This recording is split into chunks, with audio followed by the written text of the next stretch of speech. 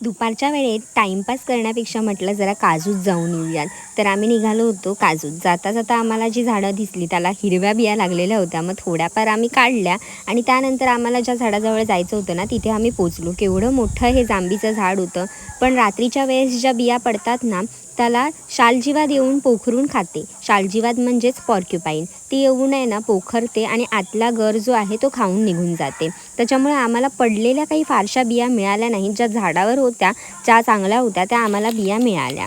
तुम्हाला मी दाखवते किती साऱ्या बिया होत्या ज्या शालजीवादीने खाऊन टाकलेल्या होत्या. त्यानंतर झाडावरचे काही बोंडू होते ते आम्ही काढले. त्याला बियासुद्धा होत्या पिकलेल्या. तर इकडे हिने बोंडू खायला सुरुवातसुद्धा केली होती. मग आम्ही जाता जाता काही करवंदसुद्धा कच्ची बघितली.